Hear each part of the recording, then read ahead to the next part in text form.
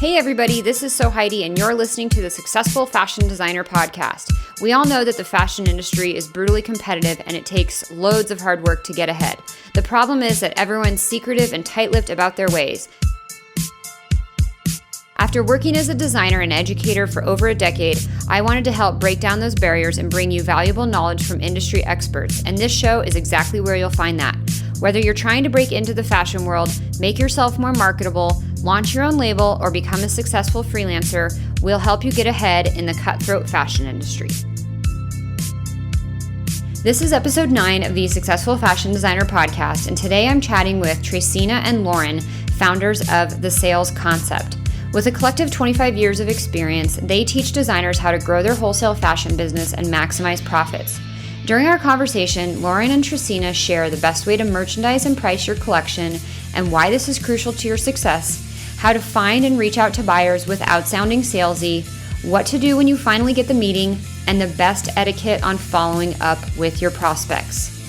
Be mindful and show them the solution and not just list all the features and the benefits. It's about them. Unfortunately, it's not about us. Before we jump into the interview, I want to remind you you can help the show out and make it easier for others to discover by leaving a rating on iTunes. If you enjoyed this episode, I'd really appreciate it if you'd take 60 seconds to do that. Visit sfdnetwork.com/review to leave your rating, and thanks for your support and help. To access the show notes for today's episode, visit sfdnetwork.com/9. Now on to the interview with Lauren and Tracina. Awesome. Well, thank you so much, Tracina and Lauren, for joining us on the Successful Fashion Designer Podcast. I'd love to start out, tell everybody a little bit about what you guys do together with your business. Sure. Do you want me to take that, Tracina, or do you want to do it? Sure. Go right ahead. Okay. So we basically help fashion brands and designers, entrepreneurs, we help them to grow their wholesale business. So connecting with buyers, getting into boutiques, and everything between when it comes to sales and merchandising. So helping them in all of those areas. And we teach, sorry, go ahead. No, I'm sorry. I was going to say in big box retailers. Oh, yeah. Oh, awesome. So a designer, let's say, where in the process would they come to work with you guys? So after they already have all of their product designed, they have to already have, secured their factories and are starting the designing process at least. So they're not, we don't do any of the connecting with factories and things like that, or product development. Okay, cool. So if I'm a designer and I have my collection put together, and let's say I have some line sheets set up and I have factories secured and I'm ready to go into production, and I'm like, okay, I need to start selling and securing some orders. That's where you guys would come in. Yeah, for the main part, but we can also help with, the merchandising can be a pre-development phase as well. Yeah. So talk a little, sorry, go ahead. Yeah. So, it's, merchandising is both pre and during and after. Mm-hmm. So there's 3 different phases within merchandising. But the main thing is that they've already come up with their design. They're not totally starting from scratch. But they have their designs together. They're working with the factory. They have samples and things like that. But maybe they're in the process of creating their collection. But that's the bare bones stage that we'll start working with a brand. Okay. And so I feel like this word merchandising, it can kind of be a confusing word. People are like, what is merchandising really? Why do I need it? So, and I know one of your backgrounds is in merchandising. One of your backgrounds is in sales. Is that correct? Mm-hmm. Yeah. Right. Yeah. So tell everybody in the audience a little bit about what exactly is merchandising and why is it so crucial to success? Sure. So yeah, as you said, merchandising, it's kind of this gray area in the fashion industry because, people, when they think of merchandising, they think of visual merchandising, which, it definitely is a huge part of what merchandising is in general. But there's a lot that goes on behind the scenes during and after, like I said before. So making sure that you have the proper assortment, which can also be about pricing your products correctly. And then also analyzing your sales figures. So those are probably like the three main elements of merchandising. But as I said, it's still, there's a little gray area because there's so many parts that a lot of fashion companies, the lines are a little bit blurred when it comes to merchandising. But essentially, it's helping your products, creating the proper assortments so that you can sell your products, which is why we teach both strategies, because you can't have great sales without having great merchandising, and vice versa, right. Obviously. Okay, cool. So can we kind of just like walk through the process? Like, can we do a little make believe here? And I want to pretend like I'm a startup designer, or maybe I'm not even a startup. Maybe I've been in business for a little while, but I need some help with merchandising and I need some help with sales. So could we maybe walk through like what the process would look like and some strategies and tips that you guys would advise me to do to best present my brand and my product and get myself into as many stores as possible? Yeah, sure. So, I mean, with merchandising, it really is about figuring out your price point, because your price point is going to be so important before you even start selling your line. Okay. So making sure that you are, figuring out where you want to position yourself as a brand and who you're trying to target, what kind of stores you're trying to get into, because that your price point obviously will make all the difference in that aspect. And then from there, it's creating a proper assortment. So making sure that, you do have some of those eye-catching pieces, but you're also incorporating some core items or items that you know for a fact are going to sell for that particular store. So that's really why we work with designers, because a lot of designers are very creative individuals, and they don't really understand, how to price their products and what exactly creating a proper assortment is, so they just like to sometimes create a lot of different eye-catching pieces, which is great, but you also want to make sure that it's going to sell in the store. Yeah. Right. So how would I first go about creating my prices? Is that a combination of like looking at obviously the cost to produce the product, but also in conjunction with the stores that I ultimately want to sell to and who my target customer is? So what would that process look like? So, I mean, the main process is, and a lot of people get this wrong, is you would actually look at what stores you want to be in, how you're positioning your brand, and look at the retail prices and what those items that are similar to your items are selling for. And then you kind of want to work backwards. So you want to make sure that you are figuring out, okay, so if I need to sell something retail for a certain price, then what is my wholesale price going to be? And then what does that cost from the factory have to be in order to get the margin that I want to get? Okay. So if I want to hang on the same rack as some $100 dresses, then I would start with the $100 retail price and calculate backwards. Yeah, because that's going to help you figure out, okay, so, this factory is giving me this price. I don't think I can work with this factory because that is going to cost me out of my target market, right, or something like that. Does that make sense? Yeah, no, it does. Absolutely. Yeah. Okay, so I figured out the price, and then what's next? So then it's just, starting to actually create your assortment and figuring out what you need to put into your collection. What are you going to do? Are you going to do all dresses? Or if you're going to do all dresses, are you going to have, what styles are you going to have? What are your core items going to be? What are you going to be known for? Yeah. But it's really about building that collection that has different pieces that are both eye-catching and can be something that is potentially going to carry over. Because when you're first starting out, you want to make sure that you're not having to buy a ton of inventory, obviously. So you want to make sure, okay, so is this something that might be able to carry over to next season, and it's not going to be a super trendy item? I would say that would be the next sort of step in, the whole starting from scratch. Yeah. And then it's just, yeah, go ahead. Sorry. I was going to say, and then it's just like, making sure you're getting all of your collateral together, which, Tracina can talk about more, but like line sheets and your lookbook and, there's a whole process that goes on before you can even launch or even talk to a buyer. Yeah, no, and I definitely want to get into that. But first I want to talk a little bit more about like creating your collection, your assortment. Is there do you guys have any advice or guidance on like what should that really look like? And I know it can depend on like what your budget is, like what your capital is and what your potential reach is in the market. But what I tend to see is a lot of designers want to create a 12 or 14 piece collection to start like right off the bat.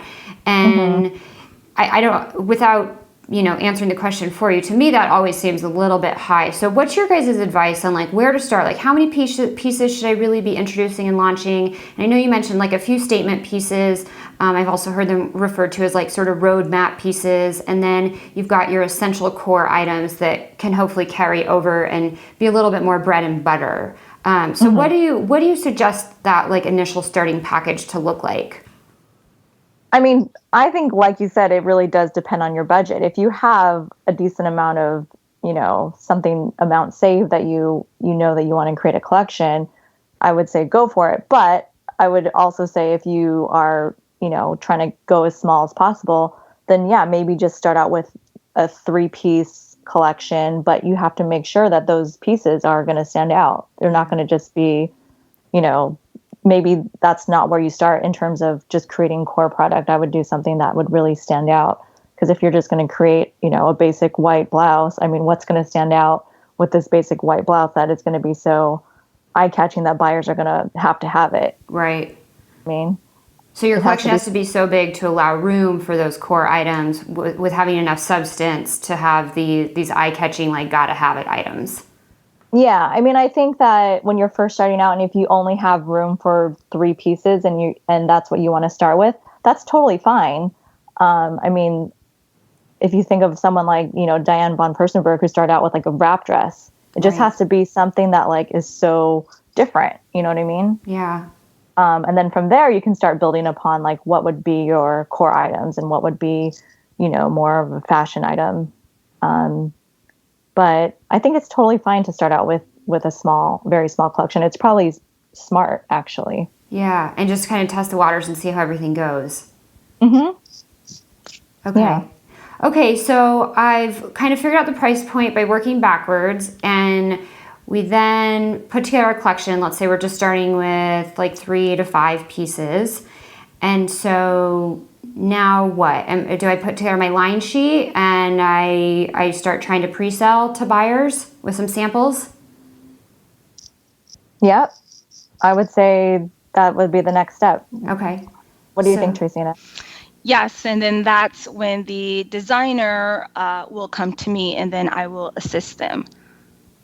Okay, cool. And so what are some tips for putting together your line sheet and then actually how do you get that in the hands of the right buyers? What does that process look like? Are we emailing? Are we cold calling? Are we going to trade shows? What are some of the most effective ways you see designers getting in touch with the buyer and getting that appointment? Well, with sales is very strategic. A line sheet is imperative to have. On your line sheet, you want to actually have the product, the origin of the product, the size, the sizing that's available, the color. Once that's all put together, then we will create a strategy. What I teach the designers in our course is sales is actually made up of 3 different core elements, which is mindset, skill set, and your toolbox. When you go out to sell, I mean, let's just be honest, sales isn't easy. It's really not. And Lauren and I, when we talk to our students, the first thing they say is, I suck at sales. I'm a designer, I'm creative, I don't know what I'm doing, please help. And we let them know that, look, no one can sell your product better than you. Why? Because you designed it. You know it in and out. So my thing with designers is mindset first. I know it's uncomfortable, and our brains are actually designed to protect us from negative and harmful things. So if we go in to approach a new store, that's something we're not comfortable with. So we'll automatically say, oh, I can't go in there. I can't talk to the designer. So I tell designers to eradicate negative talk, because that actually stops them from approaching the boutique owner or a big box retailer buyer. That's super, super important. Yeah. And then skill set. To approach a buyer, the number one thing is to be confident. To be confident and relax, not to be very scripted, because no one likes to be sold to. I mean, it's just common. No one really wants to be sold to. But if you come at it from an angle where it's very relaxed, and you're very confident, so what does that really mean? It means when you're a designer, you create two different lists. You create a list that consists of your existing accounts and prospects. That's really important. On your prospect list, you state the buyer who you want to get in contact with, their contact information, email, phone number, and then you set a date in your calendar to visit the store. Once you're at the store, you do not sell on your first visit. Now, Heidi, this actually blows designers away. They're like, what do you mean I can't sell on the first visit? That's why I'm showing up in the first place. Yeah, I understand that. I totally do.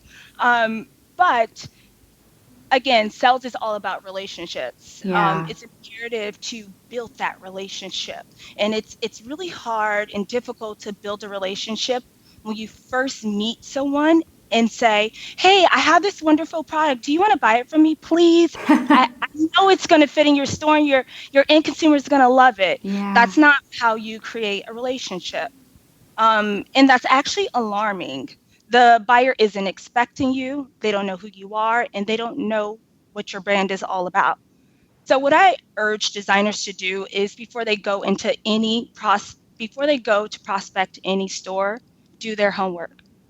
The thing you need to do is find out the buyer's name, the brands carried at the store, and the average price point. Now you might be thinking, well, why is this so important?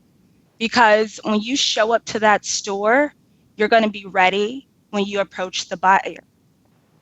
And so what I tell designers to do when they show up to the store, remember, you're not selling on your first visit. You're showing up, you're walking in. When you step your foot inside that door, you're immediately scanning the store. The reason you're scanning the store is because you want to know visually where would your brand sit in the store. That's so important.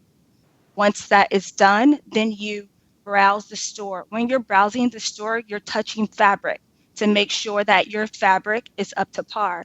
You're looking at price points to make sure they're comparable. You're looking at brands to make sure they're adjacent. Once you do that, you work your way up to the cash rep, wherever the buyer is, and you say, hey, you know what? I really love this store. It is so amazing. The layout is great. I love the brands that you carry. And organically, the buyer is going to say, oh, thanks. And you see, if you approach it like that, it's not so alarming. It's not like, wait, who are you? You want to sell me what? It's more a soft approach. Yeah. So to rewind a little bit, because I have a couple questions. So where, other than, all right, maybe I know the stores in my hometown or where in New York or wherever in LA that I want to approach. Where am I finding the right information, or even especially for big box stores? Where am I discovering the contact information, the right information, and who's the right person to get in touch with? I think sometimes at a small boutique you can walk in and perhaps chances are the person behind the counter is the owner and or buyer, but a lot of times that's not going to be the case. So how do you approach those kind of situations in finding the right contact? Absolutely. That's a great question. Personally, I've sold to many big box retailers, and the buyer for those stores are very, very busy. The way that you contact them is through LinkedIn. It's important to go to their LinkedIn to find out exactly what they look like. It's important to know what they look like. Why is it important to know what they look like? Because when you're showing at a trade show, you'll easily spot who that buyer is because you know what she or he looks like. That's really smart. And I agree. For smaller stores, it's a bit easier to find out who the buyer is for smaller stores. Just by visiting their website, sometimes it'll say about, and then it might have a bio about who the owner is of that particular boutique. Yeah. And so, okay, so you first go in and you do your research and you maybe just strike up a conversation and you compliment them, but you're not really, there's no pitch involved at that stage. There's no pitch involved at that stage. No, not at all. Okay. And so then what would you do next? So after you strike up the conversation, you say, oh, I really love the layout, the brands you carry. They'll say, thank you. And you'll say, actually, I rep an adjacent brand called, you'll say the name of your brand, and they'll say, oh, really? And then you'll reply back, have you heard of it? And they might say no. And then you'll briefly tell them about it in 2 to 3 minutes. You don't want to go over 2 to 3 minutes when telling a buyer about your brand. You should have your brand story down packed in 2 to 3 minutes. Yeah. And so is this like, I know you talked a little bit earlier about going in and being confident and being really casual and conversational in the dialogue. Don't be too scripted. This is something you would want to have practiced maybe with friends or maybe even just at like a networking event. Go and like kind of practice talking about your brand and what it is and the story. You're absolutely right. And sometimes you can't always get to a networking event. Maybe you are a designer who's designing on the side and you have a full-time job.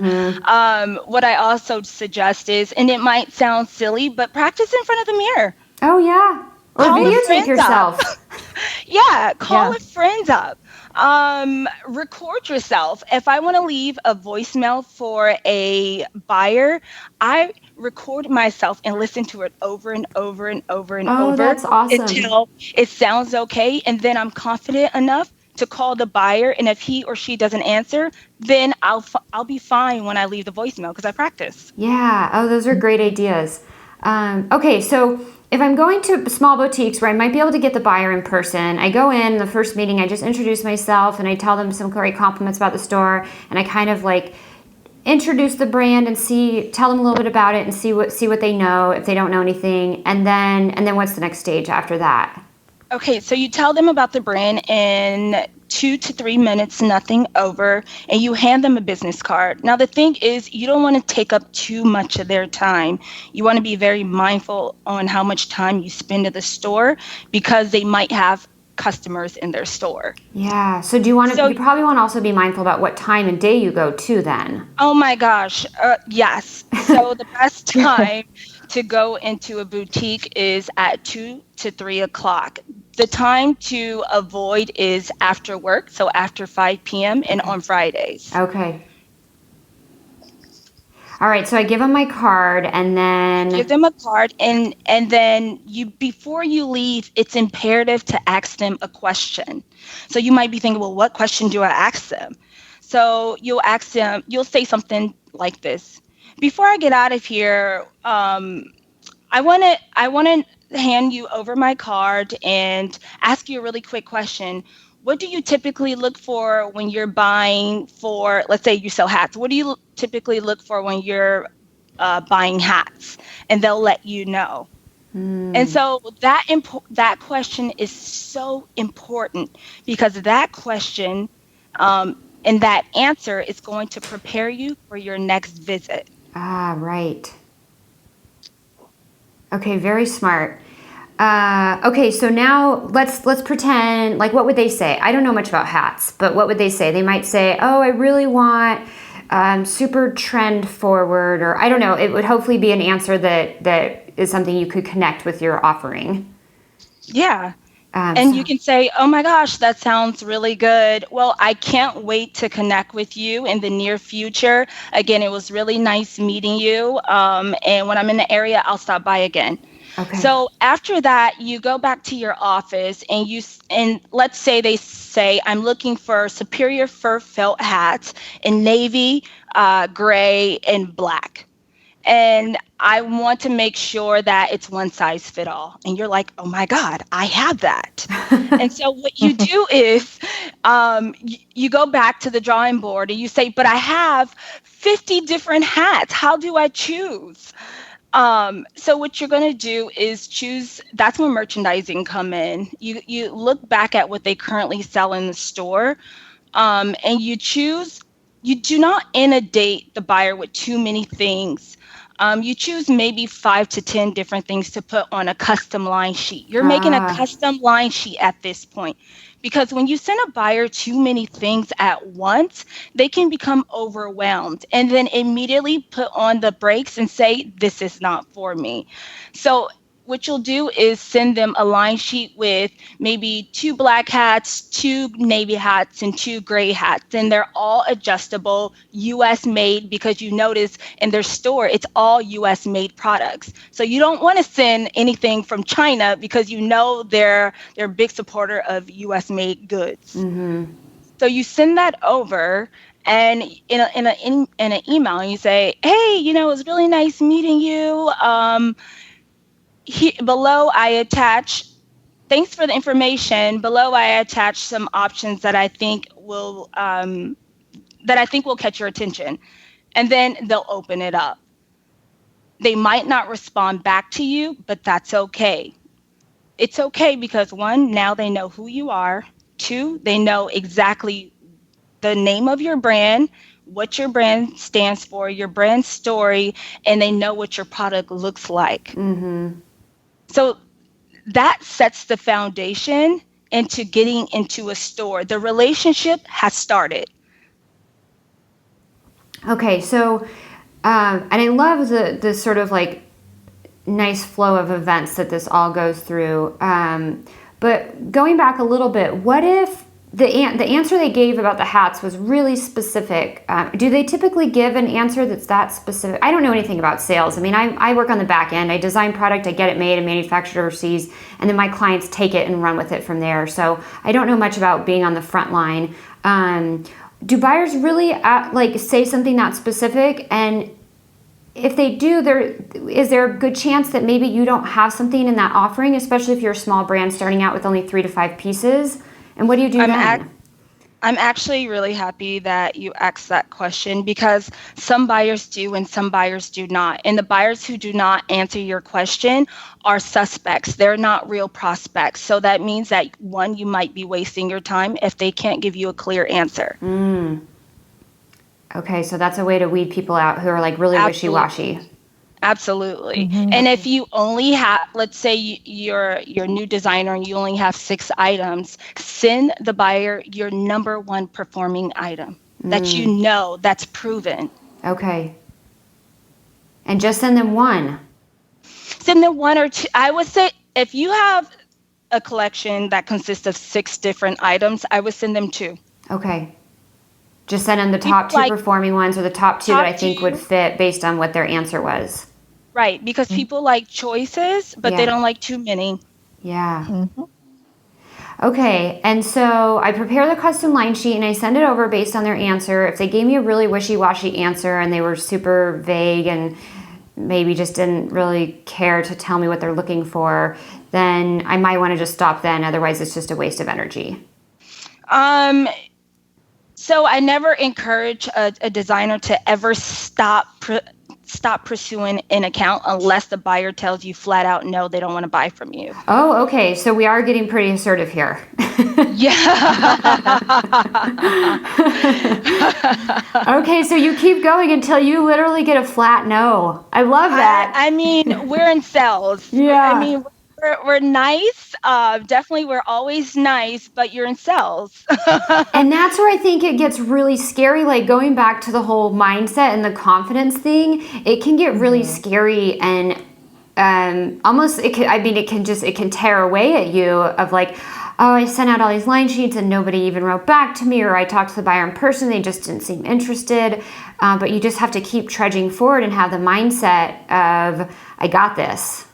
Absolutely. And then you also have to have a nice, healthy prospecting list. Okay. If you're going back and back and back to that same buyer, if you're always emailing that same buyer, there's a huge problem. Okay. Your pipeline should consist of so many prospects that you're not calling that buyer every single week. Okay. You're calling that buyer maybe every 4 weeks, every other month. Okay. You're not calling that buyer all the time. All right. So that was going to be I have two questions, but that was one of them next was, what's the appropriate frequency? And also what's the do you find that email is better or phone is better, or just it might depend on the person? So face-to-face is better for me. However, phone is quicker. Okay. Emails, I like emails. I'm not a huge fan of emails. I'm a huge fan of emails when you've already spoke or seen the buyer. Then I would suggest emailing. Because emails, buyers, it's easy for them not to respond back to you. But if you call them on their phone, their desk, and they're a big box retailer buyer, they're going to answer the phone faster than they answer their emails. And then I have this moment of panic when they answer, and I was like, oh my God, I was expecting the voicemail, but now I have them on the phone. But I've practiced, so I know what to say. Yes, and this is for all the designers out there that's listening. If you get in a panic when a buyer's on the phone and you were prepared for the voicemail, literally count 5, 4, 3, 2, 1. Breathe, and then do your spill. Yeah, okay. Do it in your head, because when you count backwards, for some reason, it relaxes your entire body. Okay. Or maybe you go in with the mindset that they're gonna answer, and then if you get the voicemail, you're like, oh, okay, I got this. I got the voicemail. Otherwise, you're prepared. I know I've called people before, not for sales, but for other things, and they answer. I was like, oh God, I totally didn't think you were gonna answer the phone. Yeah, that's a good one. Yeah.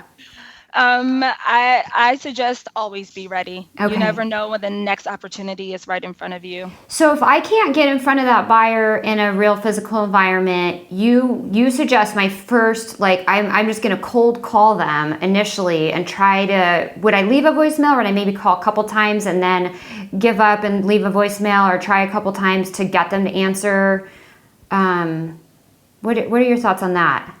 You never give up. No, I'm sorry. I didn't mean give up in terms of giving up, but maybe I call 3 times and I get the voicemail, I get the voicemail. I don't leave a voicemail though, because I want to try to get them on the phone, the very first point of contact. And then after the 3rd time I get the voicemail, I'm like, okay, I guess I'll leave a voicemail now. Yes. So I suggest you always leave a voicemail. If you get the voicemail, you always leave a voicemail. Okay. And you'll say something to this effect. Hey, this is Tristina. We released some new hats by such and such brand. I would love to talk to you about it.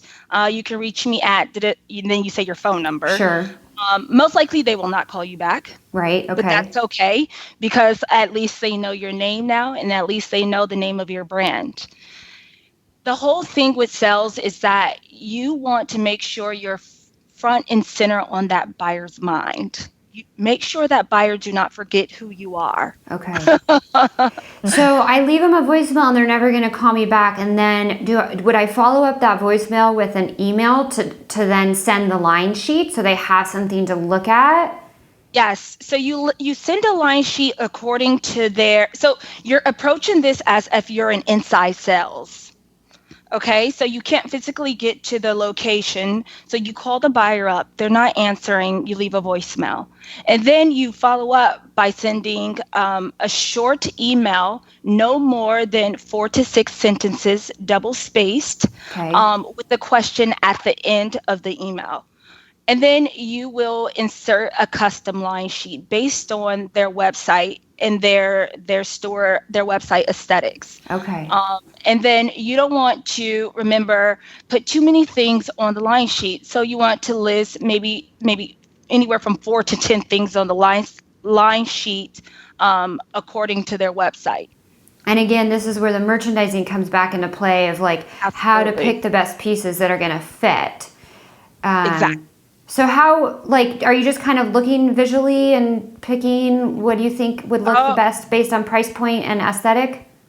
So it's all, again, strategic. You're looking at price points. You're looking at fabric content. You're looking at aesthetics. So if you see on the website, they sell, the highest item is $500 and the lowest item is $50. You want to be mindful not to send anything higher than $500 and anything lower than $50. You want to hit that sweet spot, and you want to insert an item that ties back to their aesthetics, price point, and fabrics that they usually buy in your custom line sheet. Okay, so I made my phone call, I left a voicemail, and then I followed up with a very brief email with some type of question at the end. And what is the question at the end? Is it kind of the same question I'm asking if I'm in person? Like, what are you looking for in this type of product, or? Absolutely the same question. Okay. And then I send the line sheet. And then you send the line sheet. And then after that, you set an alarm on your calendar. Your calendar is your best friend. I knew you were going to say something to that extent. Your calendar is like, you live and die by that. Right.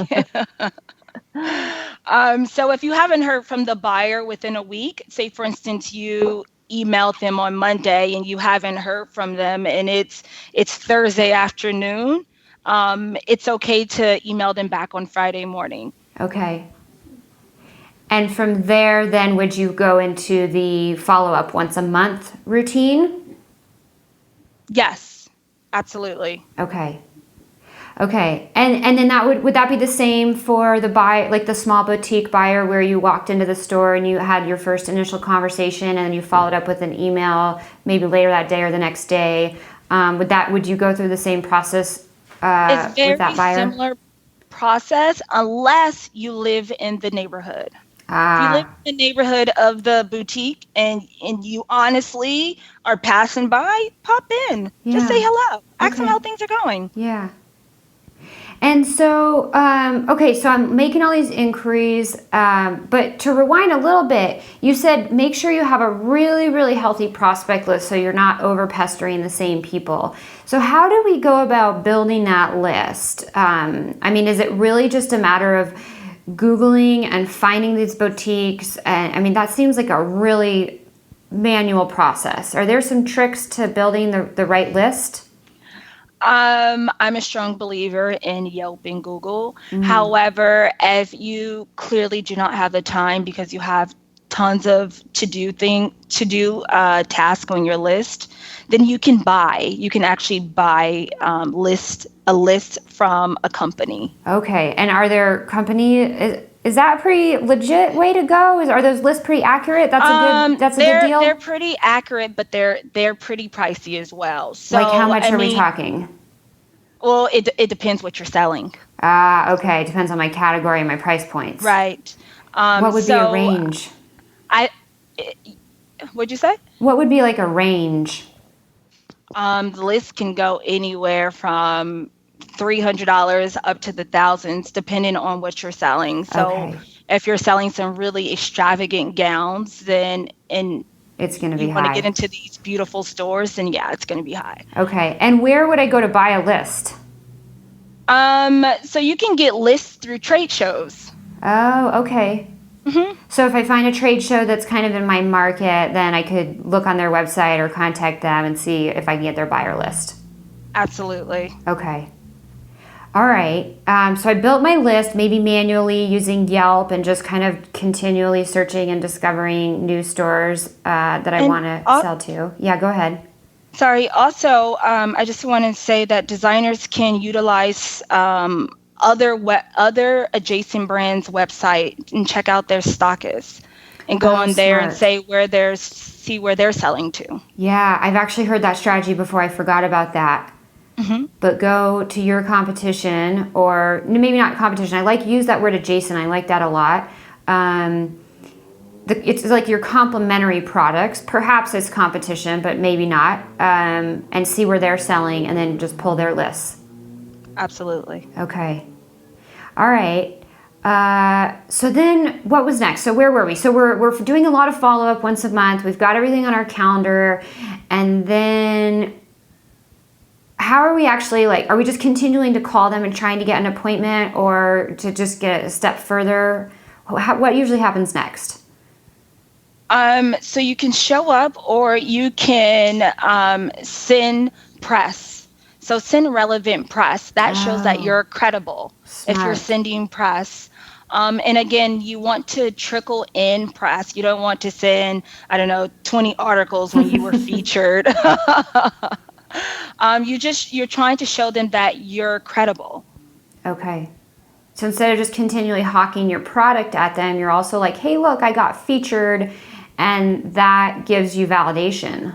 Yeah, absolutely. And then buyers, they love industry news. So if you have some legit industry news that you really want to share, just share it, because a lot of times it's very hard to get out of their stores, or when they are buyers for big box retailers, they're in meeting after meeting after meeting. So it's really hard to stay up on industry news. Okay. So provide them with some value at the same time that you're doing this outreach.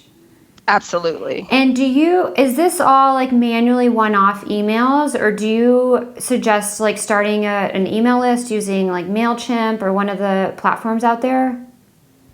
I would say one-off emails. Okay, so don't add them to an email list. No. Okay. That wouldn't be good. Okay, and so then, and so I keep sending them stuff, and I don't stop until they absolutely say, stop contacting me. Yeah, or you can send, it depends on where you are financially. If you can send a swatch book, or if you have a sample, you can send a sample, or if you have your line sheet and you want to send a sample of a swatch, you can do that. Okay. Just so they can feel the fabric. Okay. And would I tell them I was going to send that in an email, or would I just blindly send it after I'd been in contact with them a couple times? No, always inform them so they can keep an eye out. Okay. So just say, hey, I'm going to be sending you this. Watch for it within the next week. Yep, and I'll call back to follow up on Monday at 3:15 p.m. Oh, okay, so you're really specific with what you're going to do next and your follow-up instructions. Okay. Absolutely. And so then what's going to happen? Hopefully we're starting to get some appointments. Yes. So if your prospecting list is healthy enough, then you will start to see movement. Okay. People will respond back to you. You'll start making appointments. Some people won't respond back to you. You'll start adding new prospects to your list. So prospects, new accounts are the bloodline to any organization. It's very important to always open new accounts. So it's very important to always keep that prospect list updated. Okay. And so I want to just really quickly, you say a healthy list. Give us an idea in terms of numbers. What might that look like for, and there's probably not a formula, but let's say I'm a small designer and I've got a 6-piece collection. What does that list look like? Is it 100? Is it 1,000 prospects? I would say 150 plus. 150 plus. Okay. And yes. I'm kind of continually adding. You're continually adding, and again, some of them might be suspects. Some of them might not really be interested. And once you detect that, then you just, take them off. Okay. Take them off, because the last thing you want to do is waste your time. Yeah. You really don't have time to waste. Yeah. You have a collection to get out of there, to get out in the world, because you're designing the next season collection. Yeah. So your prospect list is like a living, breathing thing. It's constantly growing. You're constantly adding to it. Your eyes are basically always open for new opportunities to sell to. You're always pounding the pavement. Okay. Always get out there to see. I mean, even if it's just window shopping. Window shopping is so important to a sales role. Okay. And so, well, why is that? Like, just to see what's in the market and see what people are showing on the front lines of the stores? Absolutely, to see what's in the market, Yeah. to see the trends, to see if you're on trend. Yeah. So not to just see if from you're a missing sales anything. perspective, but from a design perspective. Absolutely. Yeah. I mean, especially if you're designing your own collection Yeah. and you're selling it. Yeah. So just constantly be looking out. Okay. So we have our list, and we're hopefully at this time booking some appointments. And tell us a little bit about that. What that process looks like, the appointment process. So when you reach out, you ask for a meeting. I like the word meeting compared to appointment. Appointment Okay. sounds very clinical. So you want to ask, can we have a meeting? Once you're in your meeting, it's important to be prepared with your sales toolkit. Okay. You should have your latest lookbook. You should have your line sheet. You should have your samples. You should know your brand story. And most important, you should know your product. Okay. Which, if you've designed it and developed it, you should hopefully be quite familiar with all of that. Absolutely. Absolutely. Okay. And so you show the line, and then is there some type of call to action, or? So you show the line. When you're showing the line, visual merchandising is very important too when you're showing the line. If you have a line and you're showing it in a showroom, you want to set the product up from light to dark. From light to dark. I've never heard that before. Yeah. Mm-hmm. Stand to the left of your rolling rack because you want the buyer to see the entire collection. Okay. You want to not over talk when you're in a meeting. You want to always ask questions when you're in the meeting. So, and the questions you want to ask is, so what do you like so far?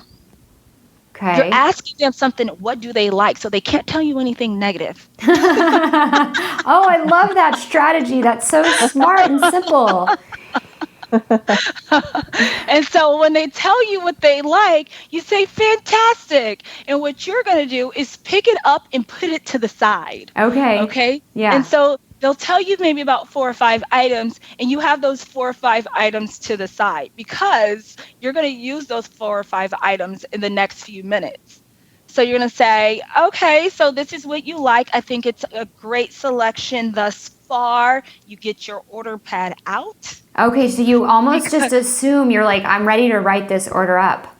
Oh, yeah. Okay. I mean, if a buyer is showing up to a meeting, that says a lot about your product. Okay. That means they're serious.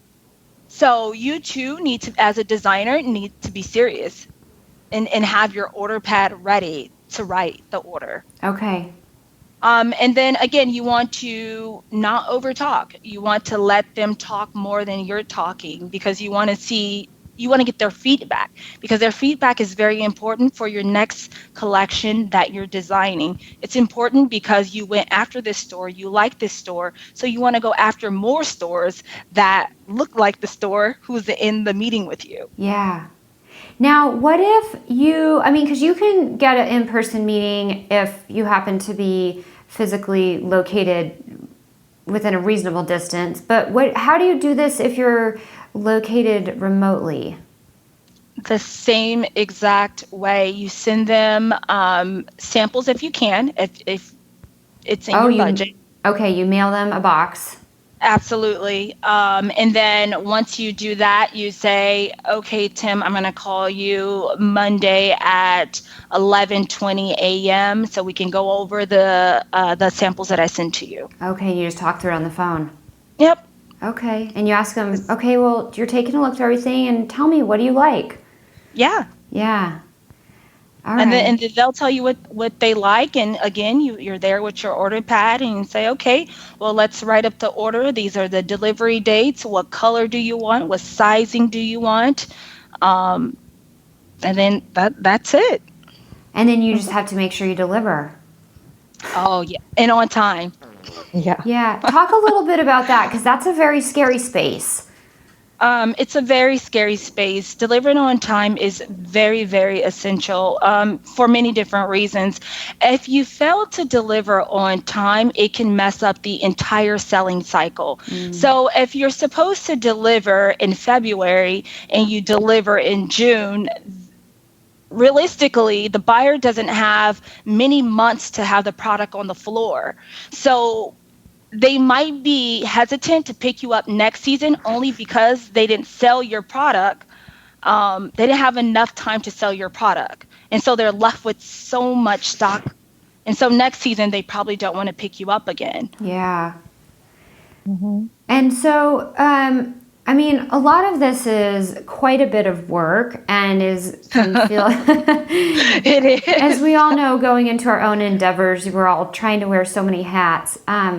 So what do you guys think about trying to DIY all of this versus trying to outsource it? Like, when is the right time to find a sales rep, or when is the right time to hire some support, whether it be on the merchandising side versus trying to learn how to do it all yourself? What's that balance look like, and what's some advice you can give to people out there? So, I mean, in terms of merchandising, I definitely think you can DIY it yourself. Obviously, we teach DIY sales and merchandising, so we truly believe that you can do it yourself. And most companies, they will DIY their merchandising until they get a little bit bigger. I mean, I guess same for sales as well, but you definitely see more people DIYing both to begin with, and then outsourcing sales as opposed to outsourcing merchandising, I would say. Right. But, I agree. Yeah. But I mean, we always try to have our designers do sales themselves, because you're not going to find anyone that knows your collection better than yourself. You know what I mean? No, I've heard that too. And I've also heard that, from a buyer's perspective, they really like to get to meet the designer sometimes. That's a really important part of the process. Is that true? It's true, and it's very important to meet the designer because they're going to tell you the brand story. And once they do that, you can relay that same story to your end consumer if you're the buyer. Right. Nothing gets lost in translation.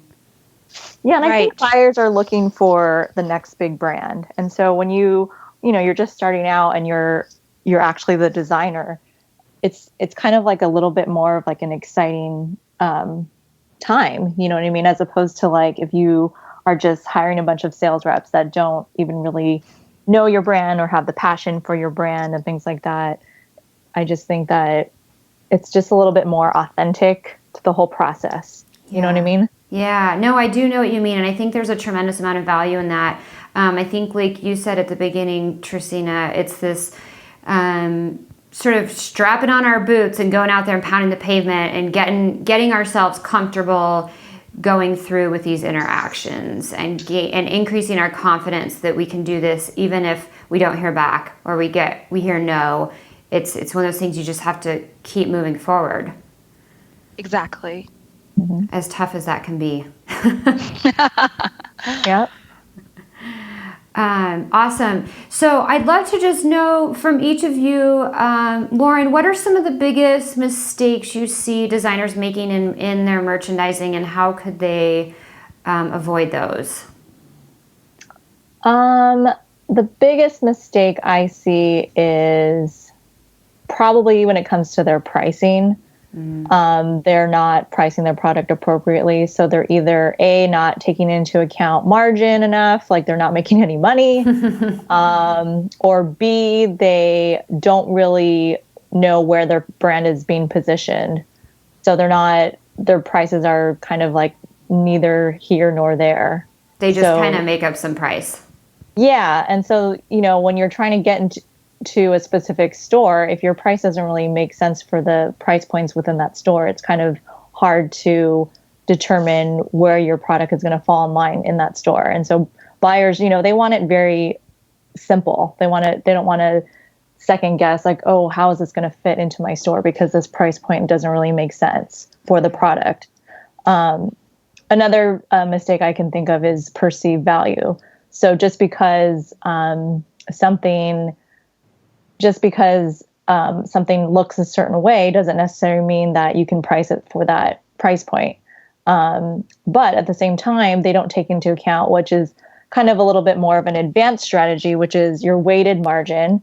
So kind of looking at your margin as a whole. I guess the best way to kind of describe it is your average margin.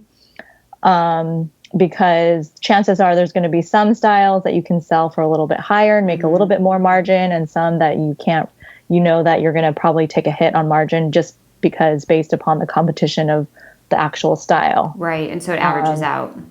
Yeah. So I guess, that all falls into not doing enough research, essentially, is the biggest mistake I would say for merchandising. And so it really comes down to really looking at the market, like you said at the very beginning, of looking at the market, figuring out what shops you want to be in and who you're going to sit next to on the rack, and then working backwards from there from those price points. Exactly. Okay. Yeah. And then Tracina, what about you? What are some of the biggest mistakes you see designers making in the sales process, and how can we overcome those? Not selling the solution. Okay. Talk a little bit about that. So it's common for fashion designers or sales reps to go on and list every single thing that's great about their brand, the features and the benefits. While that's all important, the buyer really wants to know what's in it for me. It's all about me. Yeah, this sounds great, but how will it benefit me if I buy this? So the key takeaway I would say is be mindful and show them the solution and not just list all the features and the benefits. It's about them. Unfortunately, it's not about us. So is that, would the thing that's in it for them, would that be that it's like filling a hole in their store? Like it's filling a spot on their shelf that no one else is filling, but there's a big demand in the market? Like what would that be? Right. So that ties back to the question a designer should be initially asking, what do you usually look for? Remember, what do you usually look for when you buy hats? Right. So that's filling that gap of what they look for, or possibly what do you think you need that you don't have? And so that's how you fill those gaps, and you sell the solution and not just sell the features and benefits of a product that might not benefit them. Okay. And so then when you ask that question, what do you look for? And then they come back with the answer. Well, I'm looking for gray and navy fur felted hats, I think was what you said earlier. Then you almost use that statement directly back at them and say, hey, I know you've been looking for some gray and navy fur felted hats. Here's what I have for you. Absolutely. Did I say that? I feel like I said that a little awkwardly. Yeah, that was perfect. No, that was good. Okay. Awesome. And so you're basically just turning around and giving them the solution that they already told you they were looking for. Exactly. Okay. That's fantastic. Cool. So you guys have a couple courses, and you teach designers how to do all of this amazing stuff that is so essential to the industry. And I love what you guys are doing because as I think we kind of mentioned earlier, a lot of designers are so strong in the creative space, and they build these beautiful garments, and sometimes the second half of the equation, which is really the make or break it portion, is the sales and the presentation and the merchandising. And it's such an important part of the process to think about, to make sure that you gain success and keep moving forward. So I really think what you guys are doing is fantastic. Tell us a little bit more about what you guys offer and where people can find you. Sure. So you can find us at thesalesconcept.com. And we offer a course called the Sales Bootcamp and Merchandising Masterclass, which basically teaches you everything you need to learn about merchandising and sales.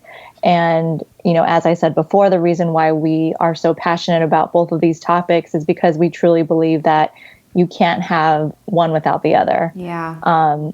So, that's just something really important to remember is if you aren't really having results in your sales, but you think you're doing an amazing job, you might want to relook at your merchandise and how you're merchandising your collection, because that's a huge part of selling it. So that's why we teach those strategies. Yeah. And vice versa. If your merchandising is really good, but you're not making any sales, your sales strategies probably has some holes in it. Exactly. Absolutely. Awesome. Oh my gosh, you guys, this has been amazing. I've learned so many awesome tricks and insights, and I so many great takeaways for everybody listening. Thank you so much for taking the time to chat with me. Awesome. Yeah, thanks for having us. We really enjoyed it too. Thanks for listening to episode 9 of the Successful Fashion Designer podcast. If you'd like to learn more about any of the resources mentioned in this episode, visit the show notes at sfdnetwork.com/9. And since you made it this far, you must have liked the episode.